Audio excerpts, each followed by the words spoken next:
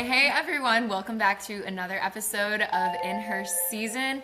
This is an incredibly special episode. We are missing Rachel today, but that's because she's off on a Florida family vacation, and so we love that for her. Instead, You get me.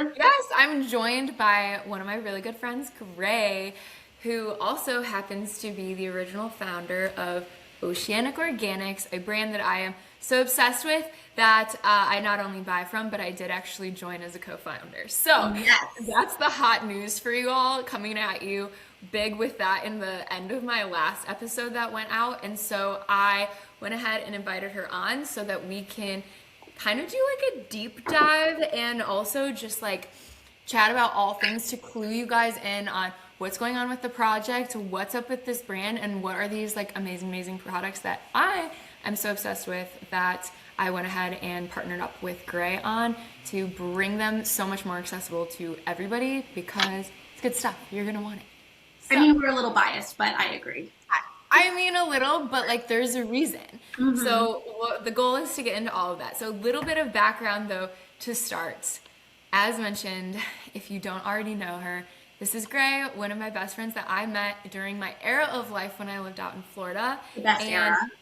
Yeah, one of the best eras. And I think it's so amazing because you get these different eras of life. And like I have been so blessed to meet such incredible friends like along my journey here in this world, and you being one of them. And you have always inspired me so much. Like you're one of my first friends who like was a mom. You were a young mom, and so I always got to like see you as a mother. And You've never known me not as a mom. Yes, I've never known you not as a mom, and so I've always gotten to like see that from you first and foremost. And so you've always been inspiration. I've learned so much from you over the years, and I know I'm about to learn more in this episode. Yeah, well, it'll be fun. So with that long-winded little start here, you guys, Grai, I would love if you would kind of like go ahead and talk to us a little bit about like how you would describe yourself, I guess, like, and your philosophy as a founder with this whole project that we've got going on of Oceanic Organics. Oh, okay. I feel like I don't even know where to begin. I'm a mom. I'm a wife. I have 3 boys. We try to do as much as we can at home. I homeschool them. Like, I try to live clean, all of those things. We're in Florida, like Olivia said, so lots of outdoor, lots of beach, all that fun stuff. So I've really taken that with me on like everything I've done. I tend to put my family first with everything I do. So where Oceanic Organics came in is I actually wasn't looking to start a brand. It never crossed my mind that that's what it was going to turn into. It was more so I had a need that needed, like I had a spice that needed to be filled and I couldn't find anything that I felt comfortable using. So I started making all my own stuff, and then you were like, oh, I love it. I gave you some for your birthday or Christmas or something. It was just something I shared with people that I loved that were like in my circle, and everyone started loving it. Like I did chapsticks for all of my family as like Christmas gifts one year, and everyone's like, I bought a bunch of your chapsticks and moisturizers and brought them for my family for Christmas one year too, because it was like such a good gift. But that's how it got started, is literally I just gave things to people, and then you were like, okay, I want to give these to everyone I know. How do I do that? And I'm like, okay, I guess I need to do a logo now. I guess I need to like come up with what it is. Like this is a thing now. So it's something that I was just able to share with people, and people really loved. And I was like, okay, I guess there's something here that's worth sharing. Which I feel like is like the sweetest and the best way. Like that's what makes it like happen so organically, is when it's like, no, you literally just made something that you loved and shared it, and like everyone was demanding more. Yeah. Like that was the situation.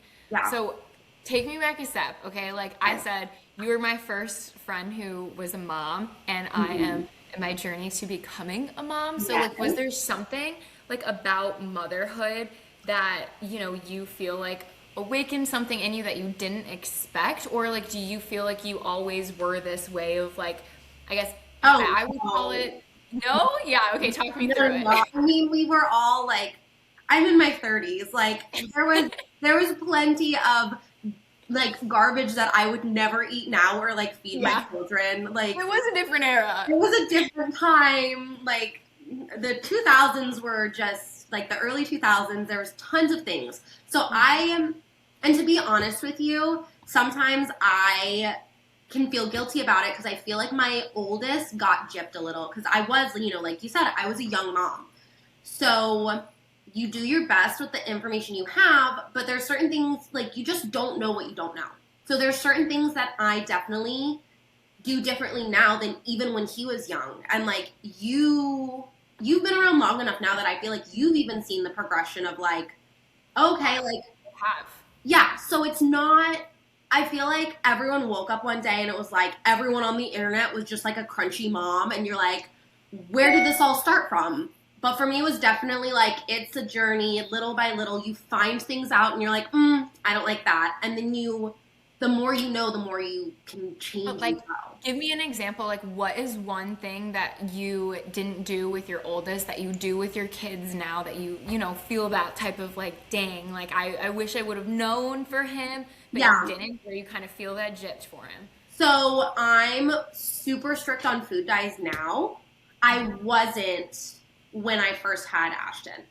So like when he was younger, and I think it made it a lot harder for him because he knows it now. He knows the time before it. Okay. So like, yeah, like you've had to like foods that he used to eat, you've had to say like, we don't touch that. No, sorry, we don't. But see, the thing about it now is like, and for him, I had to reframe almost his brain a little bit because he would automatically, and he still does this sometimes, he grabs things, he's like, oh no, I can eat this, it's healthy, it doesn't have like dye in it. And I'm like, it's still candy, it just doesn't have dye in it. Like, it's not healthy. That's a really good distinction too of like things that are non-toxic. We're not necessarily calling like, it's like they're not always like healthy, they're just like not toxic. Well, or they're toxic in a different way because like you have to pick your battles. Yes. Like it's hard. Like unless you're in a position where your time and your finances are unlimited, you have to pick your battles, and there's balance. Well, and I think, so something that you and I were kind of like chatting really briefly before we hopped on this recording was like, you know, you just had even identified yourself as like, okay, like everyone even in this world has kind of like woke up and become like some sort of crunchy. Yeah. I think Rachel and I have talked about that on this podcast a few times, and I would describe us both as maybe like crunchy curious, like there's a spectrum. Like talk to me, like for people who don't even know what we're talking about with that, like how would you define, like what even is crunchy? What is this spectrum? What are we talking about? It's so hard because it's like such a spectrum, and like there's the like crazy end of the spectrum that, and by crazy, like, I don't know, I want to get there, but like people look at it and it's this whole big overwhelming thing. So it can be paying attention to like what's in your food. It can be, you know, when it comes to medical decisions, it can be when it comes to like skincare, what's in your laundry detergent, where your food comes from. So it's so hard, and like everyone has a different reason of getting there, or like the thing that matters to them the most.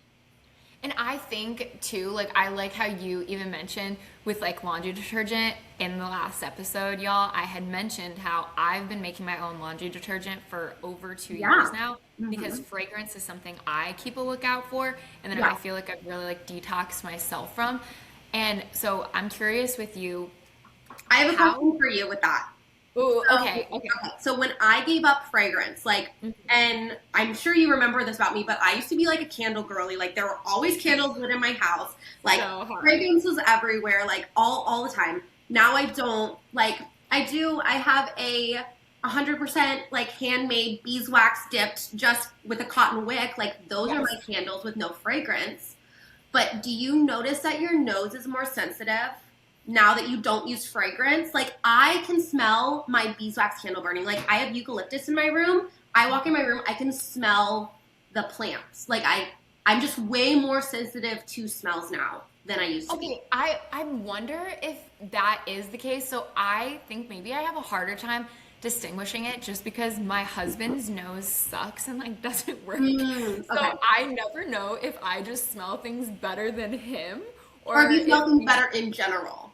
Right. Because I'm like, but I have said to him a few times how like wow, I never really realized until I point out to him. But again, we've been together though for 5 years. And Yeah. he's been with me from fragrance to keeping a lookout for fragrance where I'm not about it anymore. Yeah. Where like I have said to him before, like, oh, wow, I noticed like how much I point out, like, oh, this smell, oh, that smells like spring, or like, do you smell that bonfire, or somebody's cooking, you know? And I'm like, I never like used to think that I experienced the world so deeply through smells as I do now. But I was also like, I don't know, is that because he doesn't smell? So whenever I point it out, I just like feel like I'm like rubbing it in his face. You have more That one. But I do think like I definitely though, like I would have never like, I know some people like love their laundry detergent, you know, like Tide, like they're like, I crave that smell.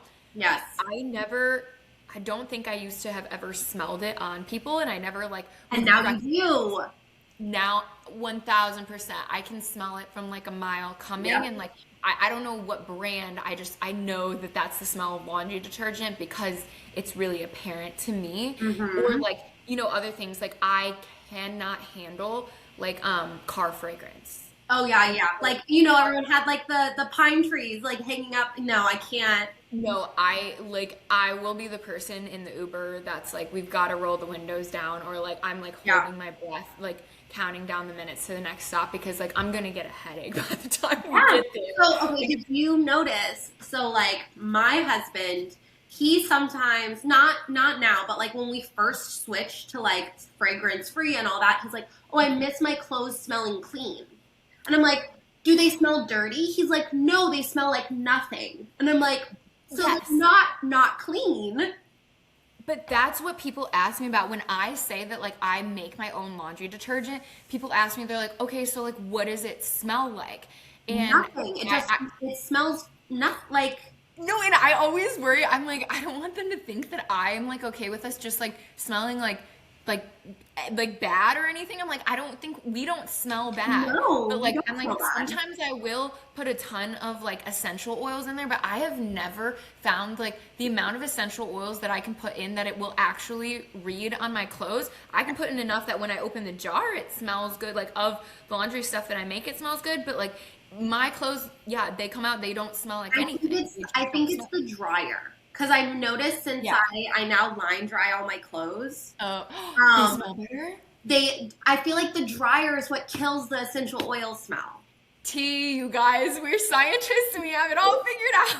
But now I smell my clothes and I'm like, they smell like outside. But like in a good way, like in a clean, like fresh. Yeah, no, like in a nice way. Like I feel like I'm in tune to like the different smell of like the changes of the air with the seasons, and jasmine. Really like you guys have jasmine everywhere up there this time of year?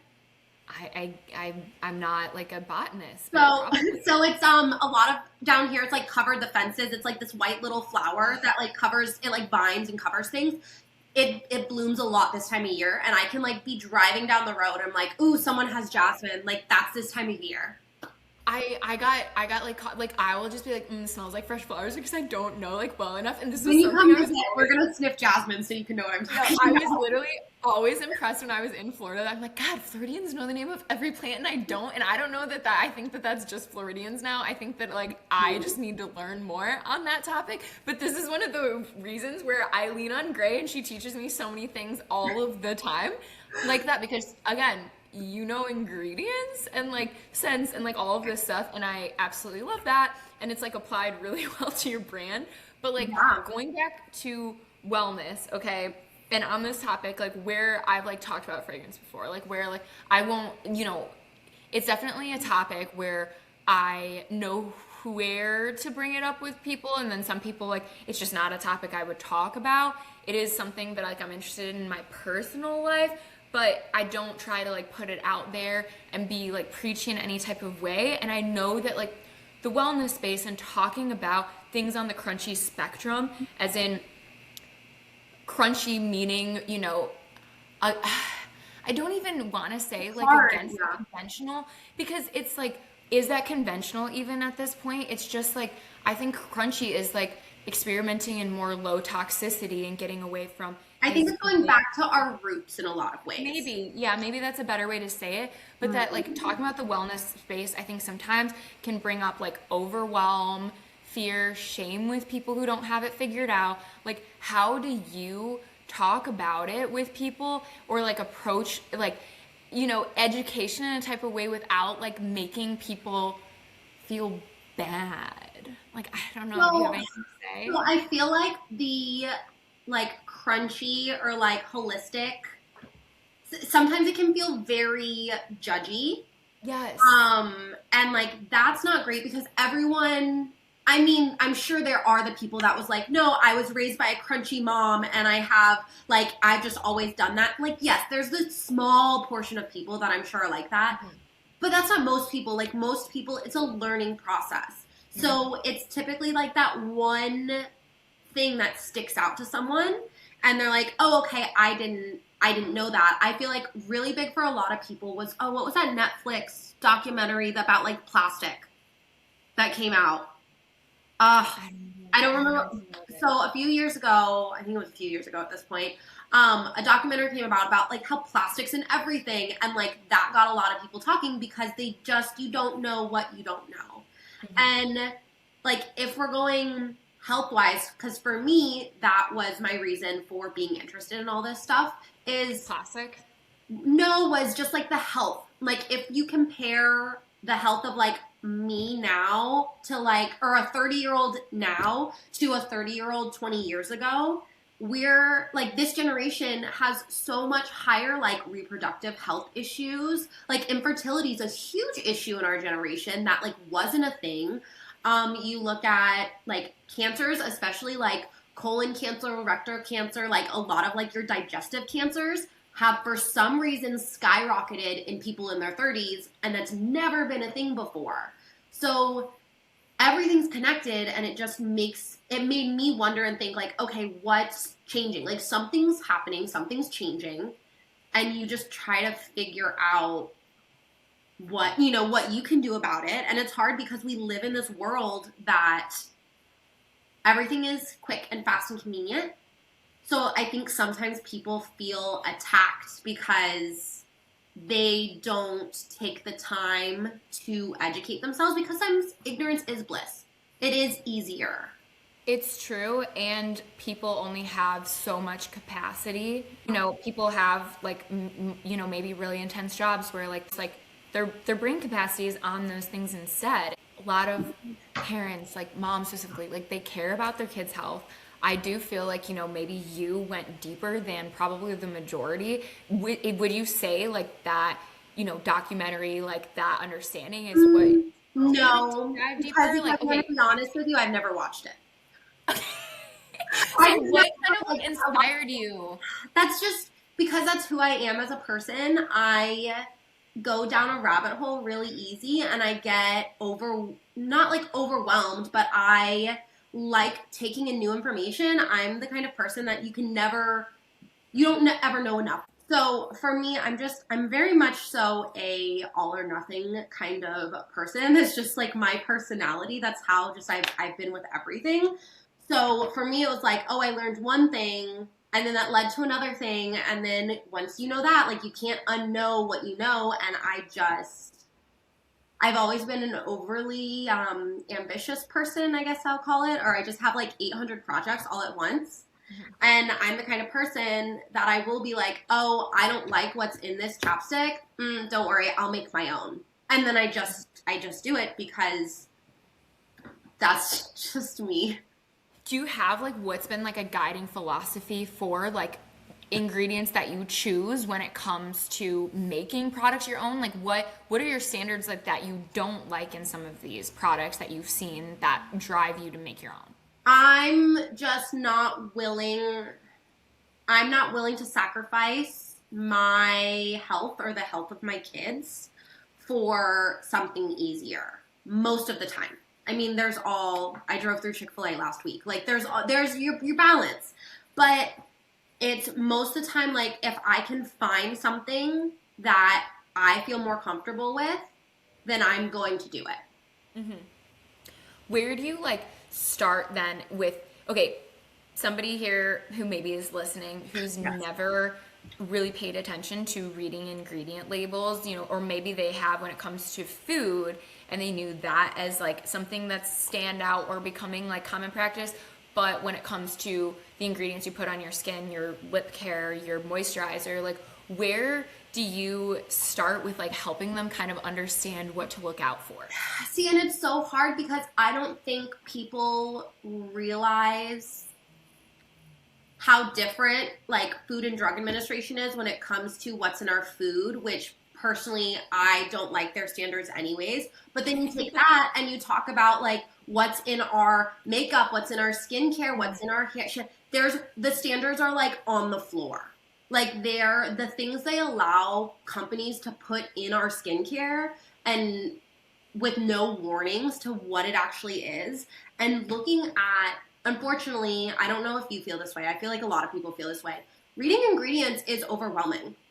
You can't pronounce half of it. It looks like gibberish. It looks like this like long science paragraph that like I don't know how to pronounce. And do you really remember like, oh, well, is this one the good one? Like, is this one okay? Like, it's so hard. So I think for a lot of people, the best thing to do is just like pick one thing they care about. Pick one ingredient and be like, okay, I'm not comfortable with this ingredient. And then you slowly, like, you start looking for ingredients and you learn them over time. Do you have a suggestion of like one that's like a standout, that's like a red flag for you that maybe someone could start with? I don't like seed oils. Okay. I think that's like a big thing that a lot of people have kind of started. Even when it's in skincare.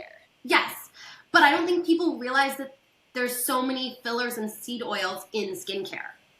I don't think I realized that. Yeah, so I was at Target the other day and I was just looking through ingredients on chapsticks because I was just curious what else is out there. It's been a few years. I couldn't find one that didn't have seed oils. Yeah.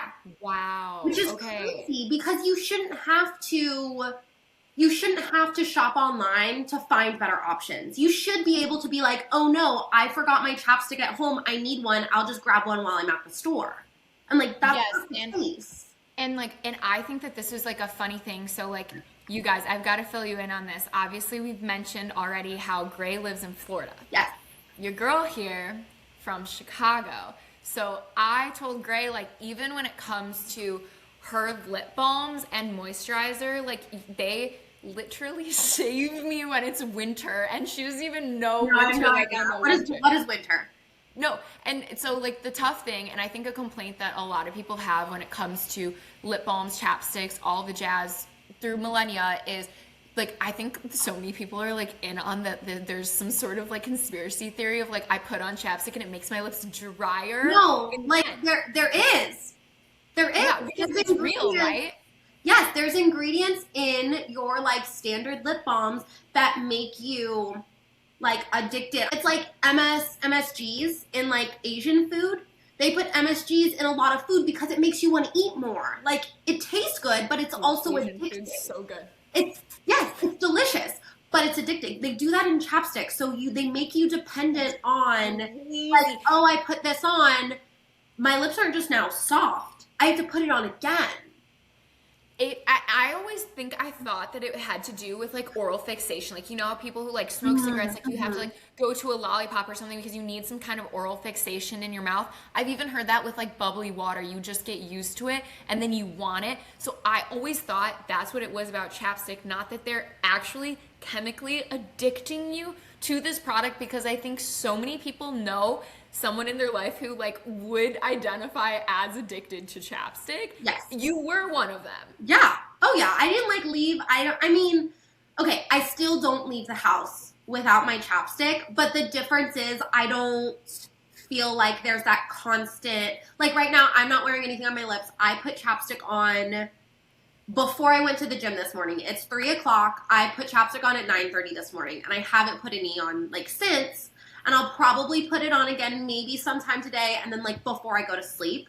But it's not this like over my head like constant like, oh my gosh, my lips are so dry. Like, you can't leave without it. Like, what are you going to do?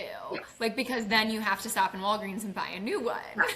And the stuff they have there is garbage.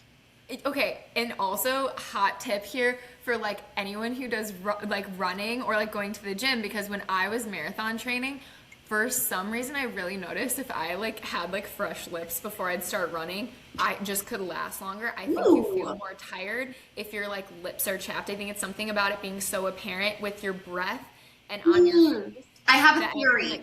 And with your hydration. I think it's hydration. I think it has to do with hydration because yes, we're I think you feel to like caveman times, or like back, like if your skin was dry, if your lips are dry, that means you're probably dehydrated. So your body's probably like, we should stop running. We're going to die because we're dehydrated. We're losing hydration. Yes. And so I really noticed that. And like, again, with your lip balms, they actually stay hydrated. Like that's the biggest point. And like the piece that makes you like fall in love with your specific lip balms is your lips will stay hydrated. It is not a constant, like you're buying it to run through the tube in a week because you're constantly reapplying it and you have to re-up. You're buying it to biologically heal your lips and create like a layer that is like biologically compatible with what's going on, to deeply hydrate them and give them what they need in the moment, instead of like,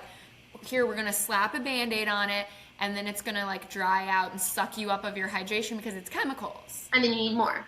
And then you need more, and then you have to buy more.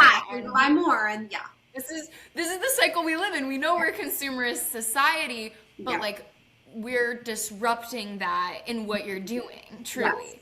Yeah. So and also that, like, I don't know, like with me, little kids, they love, oh, mommy's putting on chapstick. Okay, I should too. And you know, they put on chapstick like this, and like, I'm like, and not having to worry about what's inside of it. Because when I tell you, because I was looking at all the chapsticks when I was at the store the other day, and I went and looked at like the ones that are marketed to kids. And when I tell you that they had like 3 times more ingredients of like all of this crazy because stuff. Because of flavors, you think? Oh yeah, the flavors, the colors, the this, the that. I'm like, this is not, if anyone doesn't need this, it's especially children. That's like scary and evil. Yeah. Well, that's most of the things, if you look at how things are marketed towards children, the colorful and more bright they are, like the stuff in them just isn't great. Yeah. So having stuff at home that like, okay, it doesn't matter that my youngest grabbed the chapstick and half of it ended up in his mouth. Yeah. Like it's nothing. I'm not calling poison control. Like it's fine. So tell me then, for everyone, you know, who's listening, like what is in your chapstick? Oh, because I feel like this is not going to be a laundry list, you guys. This is like no, it's not. There's really not. Beeswax. So beeswax is in them. Shea butter. There's 2 different. So I have 2 different ones. I have a thinner one that was just more like an everyday chapstick. That one has, which is the daytime chapstick, or daytime one. So. And this one, you guys, I really like this chapstick, the thinner. I like the thinner one for daytime because I know I've been self-proclaimed on this podcast specifically to talk about how much I love lipstick and overlining my lips, and I love to slather on lipstick, and I will do that in the morning. What I will do throughout the day, however, to limit my toxicity, is I will put the thin formula from your chapstick over my lipstick, and it literally shiny, and it just looks like lip gloss. Yeah. It looks like lip gloss, and it actually, like, it's compatible with layering it on top of my lipstick. It doesn't like, I don't know, peel or have some weird combination. You just have a little bit of color on the bottom of the lip balm. Yeah, it just looks more natural, and I guess I feel more comfortable with it. It's like being like the wear throughout the day when I have this chapstick to put on over it with its really like thin formula that makes it shiny. All right. So first ingredient is the organic beeswax, which beeswax helps it stick. And it gives it a stick shape. It's naturally occurring. So that's, on there. It helps give it its shape and its consistency, and helps it like actually stick to and adhere to your lips. Then I have organic cocoa butter that's in there, which is just a great moisturizer. And it smells spectacular. Like, it doesn't, no sense, cocoa butter just smells amazing. No artificial fragrance. Yeah, no. And then organic avocado oil, which is another penetrating. It's going to help penetrate down and deeper into your lips and help moisturize. Same with vitamin E oil is what's after that, which vitamin E oil is so good for skin repairing and just your skin health in general. So that's for like the cracked lips situation. Yes. Lanolin is in there, which that's actually made from sheep. Okay, I was gonna say I don't know that Yes. one. So it's made from like wool. It helps with the consistency and the texture. Okay, but it's all natural. It's Yep. made from sheep. Yep. And then organic rosemary oil and organic peppermint oil. That was a personal preference of mine. I like a minty chapstick. I'm not one to go to the store and like buy like, oh, a mango, like pear, vanilla, like I don't know. I just like a minty chapstick. It feels fresh. It feels and fresh. It's not overpowering. No, well, Yeah. because I'm so sensitive to scents. So Yes. everything I would say is lightly scented. It's subtle. It's very It's subtle. yes. It's not going to overpower anything. So I love that for the lip balms that I'm like obsessed with, but you've got to go ahead and like fill the people in. I know this story. I know like your why, but you've got to fill them in on like specifically the lip balms, the chapstick, like go take me back a few years to like when this started, because I know Rachel and I, because she said she even came through the whole damn Burt's Bees freaking lawsuit that was out there, and I know that was one of like the motivators for you when you saw that. See, and it's funny because so many people think like they see my products or they see what it is and they like they think like tallow, and like that's where I kind of started and that's where it was, and like that's not where I started.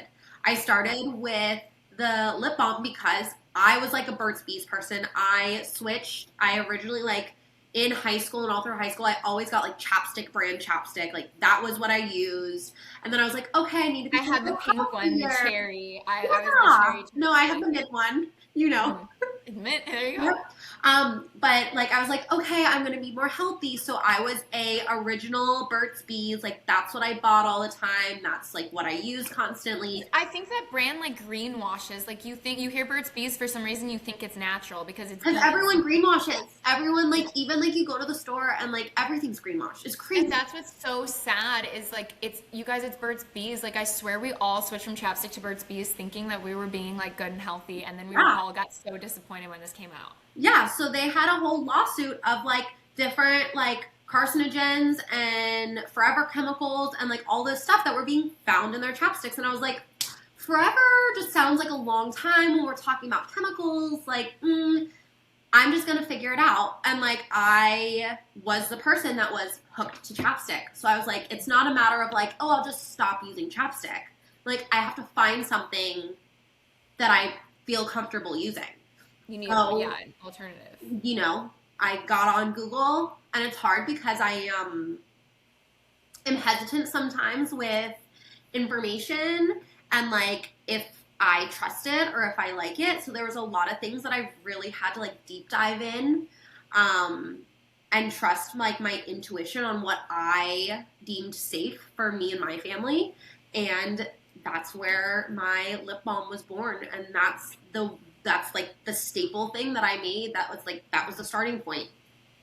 Yeah, absolutely. Was there in your deep dives, like, do you remember anything standing out as being like particularly shocking to you? Honestly, a lot of the stuff that they just like that was normal. Like a lot of the stuff that like, oh, you should put this in like your chapstick. Like, oh, this chemical is fine. Like, oh, these fillers are fine. Lots of like soy. First of all, soy is like in everything. It's so hard to escape from soy. They put it in everything. It's just like a really cheap filler. So escaping from soy, and a lot of like, you look up how some of this stuff is like how these different chemicals are manufactured, or the lack of information. They're like, I don't know, we just started making this and like, I don't know, it seems fine, but like no one actually knows or cares if it actually is fine. So just a lot of that being so willy-nilly, like companies being so just, it's fine. Yeah. Damn. Well, and I know, like how you said, it's your lip balms that then led you to your beef tallow moisturizer, which is like my favorite product on this planet. I wear it every single night. I am the slather it on my face, on my hands in the wintertime. Saves my life. I have given it to so many people as gifts. Like, walk me through the creation of this one, and then what is in this. What, like, beef tallow, like, first of all, why? I know beef tallow is having a moment right now. Yeah. But walk me through, like, why. So beef tallow, when you like look at it, it's actually mimics your skin, your natural skin, very, very well. So your body, when you put it on your skin, your body almost knows what to do with it. So they know how to react to it. They know how to, use it. Without it, it's not going to clog your pores. It's full of. I hear that from everyone. Yes. As like that's like their biggest thing. Like, people are like, you can't put beef fat on your face. Like, you're gonna break out. I'm not wearing any makeup. Not a lick. I can't find my makeup bag. There you go. Yeah. Well, and for me too, like, I've been someone who struggled with my skin most of my adolescence, even like into like my 20s. Like, I still get the random breakout here or then. So like finding something that worked for me was huge. And like I went through like Proactive. I was on Proactive in high school. The Korean skincare, that was a huge thing. Like, I needed 82 steps of like my skincare and like what I'm doing. And like now, I found my best thing is just simplicity. I use moisturizer and I use two things on my, that's it. I use two things on my face. I have to hear you guys. Yeah. Because I use it every night. Yeah. I really do. And I agree. Like, my routine is very simple at this point, and I use it every night. And I will put a thick layer on. Mm-hmm. I know some people don't like that, like that's like a commentary on beef tallow. It's too thick, it's too oily. I do not think that of this product at all. I think like that depends on how much you use. Well, I will slather. That's the last ingredient. Why don't you read that? The last ingredient on the tallow is arrowroot powder. That helps with absorption, so it doesn't feel like overly greasy. That's why that's in there. Okay. Walk me through like then the rest of these ingredients on here. So I know you've got family farmed beef tallow. Is this like a local farm that you use? So local, no. So so it's actually a family farm. They have a store here. So it's a couple that I met. They have a store up in Pennsylvania. They moved down here. They were getting older, so they moved down here and opened like a store. They sell their meat from their farm, all of that. And their two sons actually run their farm up in Pennsylvania. And then the husband and wife are down here, and they like retired down here. They wanted to be where it was warmer, and they have a store. So that's who I source my tallow from. So it is their family farm. Hopefully one day we'll, have a ranch and our own animals, but that's neither here nor there. Wait, and I will say too, like, hot tip for people who like want their men to get into skincare, there's something more masculine about when it like comes from a cow and like beef that like, I don't know, my husband's really into like buying a cow. You guys have heard, we have an episode literally called We Bought a Cow. And so like getting to be like, oh, it's beef tallow. Like my husband too, he will be like, I remember when we started dating and he was be like so conscious, him and his guy roommate, right? They were all like, oh, well, no wonder like girls' skin breaks out and this and that. They're putting so much on their face. There are like so many different ingredients. Like it's so weird that girls do that. And now I get to be like, so this one. So will you put this on your face? Like, it's not like 5 things in it. Right. The girls know like what we're doing and why we're doing it. And like we all know the guys who literally don't put anything on their face or skin ever, and we're like scared for them. So get your man something simple. Yes. Well, and it's gone through, oh my gosh, I have to tell you this story. So, and it's gone through the formula you have now in front of you is not the formula it always was. I've been through like years of like trial and error, figuring out all of this stuff.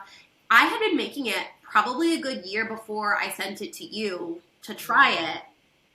And so like it went through formulas. And so one time my husband is big into like, he loves smoking a brisket, all of that. We always get so much tallow because we'll save the tallow from the brisket and like use that for cooking. So one time I got a bunch of tallow from his brisket and I clarified it Like, I went through the process, I clarified it, I, rendered got it all clean, whatever, made a batch of tallow, and it's just, that one legit smelled like I was just rubbing a brisket on my face. It was so bad.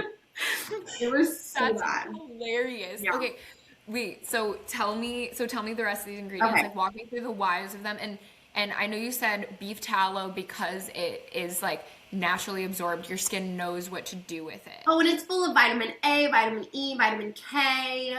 Why is that important? Environmentally, we aren't getting as much nutrients as we used to back in the day, and your skin needs that nutrient. So it uses all these different vitamins to help with moisturization, to help prevent like free radicals, to help prevent like early onset aging, and it can help with like sunspots and stuff like that. So it's more so just protecting your skin and giving it what it needs to be its healthiest. And fight things like breakouts and, bacteria and all that kind of stuff. So walk me through the rest of these ingredients labels on here. Not too many to go through. What else we got on there? We've got organic jojoba oil. Do I say that? Is it jojoba or jojoba? No, it's a jojoba because I did it right. It's a Spanish J. So it's an A. I love that. That's what I thought, but then I'm like, oh, you never know. Yeah. I mean, at least that's what I say, so maybe I'm wrong too. But I've always heard jojoba. That one doesn't clog your pores. It does, obviously tallow is like a thicker thing, so I had to put something in there so that it was more of a cream that you can rub on your face and all that. So that is what I used to kind of mix with the tallow to give you that nice consistency while still not clogging your pores or having to worry about any of that. Organic frankincense oil. Frankincense is great for your skin. I have a whole list, and I don't know where I wrote it, of like all of the things that frankincense is good for. But frankincense, I'm pretty sure it's an anti-inflammatory. So it can help with your skin healing, any types of like abrasions, cuts, stuff like that. It's really good just overall. There's a reason that the three wise men, one of them brought frankincense.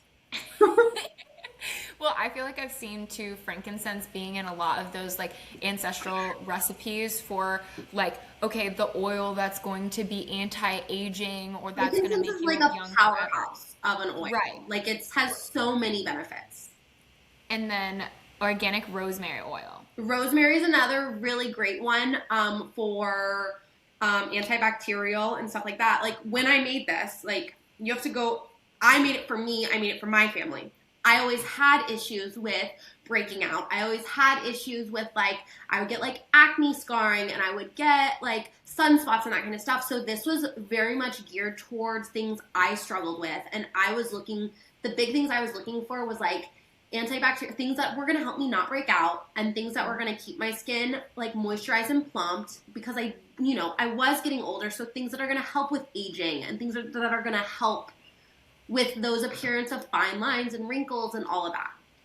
I love that in talking about this product, which first ingredient being beef tallow and a lot of the criticisms of beef tallow being the whole concerns for breakouts, that like your whole purpose in making this product was to help with your breakouts. Yeah. And exacerbate it. And I feel like that says a lot about the ingredients. But more than that, y'all, I'm 29, I'm going on 30 right now. I am at the age, I have a lot of friends, concerned about like, okay, what are the choices that I'm going to make towards like my aging skin, right? We're females, we want to be the young, youthful, pretty forever. On this podcast, we have interviewed aesthetic nurse practitioner. Yeah. And she walked us through like what is in Botox, what are some of those, different, more science, chemical, Botox-based options that you can choose for aging for your skin. I've got friends who've maybe tried Botox, who maybe like decided it wasn't for them or didn't love like their results, who tried it with the purpose of aging gracefully. How do these ingredients like even help with that? Like what? Yeah. Well, and I think so it's very personal, the decision, what you want to do, like with your body and your skin and all of that. And I feel like it's nice to have a product like this that can help you if you want to skip the Botox and not go that route and kind of help your skin. But then on the other end of it too, even if you're using Botox and you want that, and you still should be moisturizing your face. So it kind of can benefit everyone. I've personally used it as I'm someone who's never gotten Botox. I was gonna say, I know you have it and your forehead looks amazing. I know we're over the camera right now, but your skin looks glowy. No, I mean, I have my forehead moves. Like there's little, but like I've never gotten Botox. Thank you. I've never gotten Botox. I don't plan. That's like not in my plans of what I ever necessarily want to do or put into my body. And this is something that I feel like does help give my skin what it needs to age gracefully. I hope to be in a generation of women that make little girls feel like they're not scared of aging. Like it just shouldn't be something we're scared of doing. Like it shouldn't, it was always like, oh, you're past your 20s. Like that was the bet. Like, no, like there's so many things to look forward to in life. And I like that I can have something to help me through that process, really help me age gracefully, you know, however you want to put it, that's just going to support my skin to do what my skin's supposed to do. That you can feel good about. Yes. Because that is the thing. Like I feel good about it, and like I'm pregnant right now, and I don't have use half the things. I didn't have to worry about that. No. When you're pregnant, there are so many things that you have to change, that you can't use, that you can't eat, and you're like told so many cautious tales. And this is one thing about my routine, my schedule, my like products that I'm used to. I have not had to change, and it's not only like me; it's like my husband loves it, feels comfortable with it too, and so I like love that for us almost. Yeah. Well, and not only that, but I don't know about you, but like that gives me pause. If I can't use it while I'm pregnant or nursing, should I ever been using it at all? I completely like it makes you kind of think about certain things. Yeah, absolutely it does. You have to question things further. But okay, I've got rapid fire for you. Oh, okay. I know we've gone through a lot. Okay. So you don't worry about thinking too hard about these. Okay. All right. First thing that you check on an ingredient label at the store. Are we talking for beauty products or for food? Ooh, one for each, just for fun. Dyes for food, and soy probably for soy. No, probably seed oils for like beauty stuff. Okay. One product from your bathroom that you would love to give every mom. My moisturizer. Absolutely. And then my moisturizer is nothing. There's nothing else. Guys, it's so good. Yes. Okay. A crunchy habit that you have that gets the most eye rolls from people in your life. I blow out my mom's candles when I go over to her house. When we're like all over there for holidays, me and my sister-in-law like always like joke and we'll like blow out candles, and like because she always has all the candles burning everywhere. You don't want the fragrance in your air. That's funny. Okay, because Rachel and I have said, and you too, like how crunchy is a spectrum and we all have our vices, what's a conventional product that you've continued to use? I feel like depending on when you ask me that, it changes, because I can't, like when I started down this road years ago, I didn't have the money to just throw out everything in my pantry or everything in my house that didn't fit. I was like, okay, well when this is done, I'm going to buy a better one. Like when this is through, because like financially, most people just can't do that. You can't be. No, that's how I felt about things. Like if I have it, I'm like, okay, well I already have it at my house. I'm not gonna be wasteful. Like I'm just gonna use that, because I think I've said it on here before. I think it's about limiting. It's not about perfection. Yeah, yeah. And for me, I guess the biggest thing right now is I don't like plastic cups, but you know what I have? Plastic cups. I have like a handful of them because I have small children. Mm-hmm. But everything, like I switched over my kitchen, everything's glass. But there's just something, sometimes you have to have a Ziploc and sometimes you have to have a plastic cup. There you go. For now. Something that you wish the beauty industry would just be honest about. The dangers that come with it. Let people make informed decisions. Don't try to hide it. Don't try to greenwash the label. People are going to choose to do things. People are going to take the risks. They should just know the risks. I like that. This is a fun one about momhood from me. Best piece of parenting advice you've ever received? Ooh. I've ever received. Or if you just want to give me one, that's fun too, just as my friend. Surround yourself with people that have a motherhood that you want. That's sweet. Okay, I like that. And then one word to describe what Oceanic Organics means to you. It meant like freedom. It meant not having to think about what was inside of it. Like it gave me, I could grab it and I just knew, and I didn't have to read the label. So I love that so much. Back.